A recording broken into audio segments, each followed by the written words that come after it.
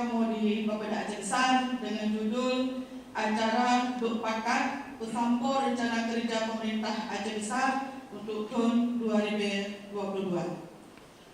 Bapak dan Ibu yang saya hormati, adapun yang menjadi dasar kegiatan Tanjung Uro yang berbahagianya adalah yang pertama, amanah daripada Undang-Undang Nomor 25 Tahun 2024 tentang Sistem Perencanaan Pembangunan Nasional, di mana pada pasal 5 ayat 3 disampaikan bahwa rencana kerja pemerintah daerah merupakan penjabaran dari RPJM daerah dan mengacu kepada RKPD, memuat rancangan kerangka ekonomi daerah, prioritas pembangunan daerah, rencana kerja dan pendanaannya, baik yang dilaksanakan langsung oleh pemerintah maupun yang ditempuh dengan mendorong partisipasi masyarakat.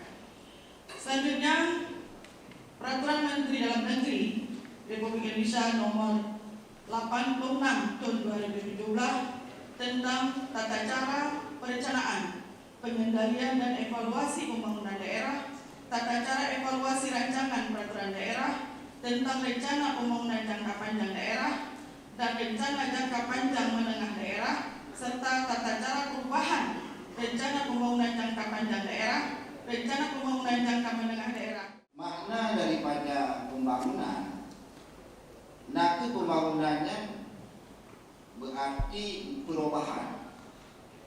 Pembangunan, perubahan ke arah yang lebih baik, itulah makna daripada pembangunan itu sendiri.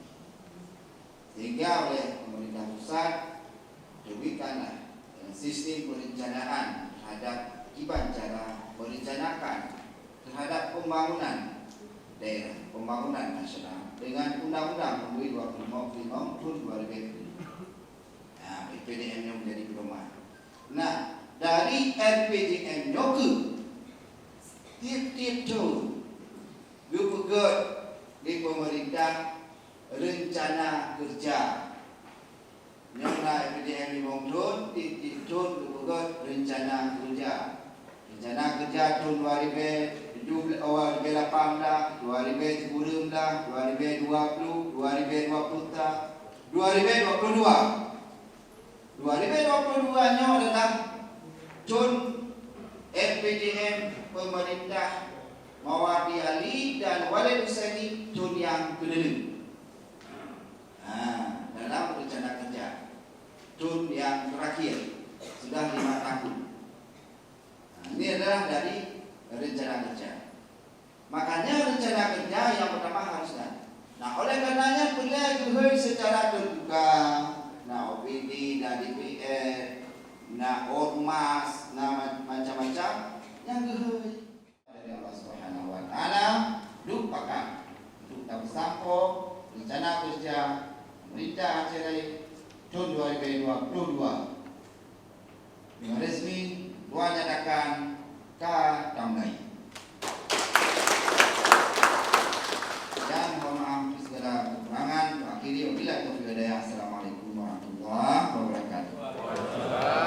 Terima kasih ke Bupati Aceh Besar Bapak Insinyur Haji Mawadi Ali. Mungkin tanggapannya Pak Bupati terkait dengan kegiatan konsultasi publik. Ya, uronyo bertanya adalah rapat kerja konsultasi publik ya untuk rencana kerja pemerintah tahun 2022. Nyo lahir daripada aturan Undang-Undang Nomor 25 Tahun 2004 tentang perencanaan daerah.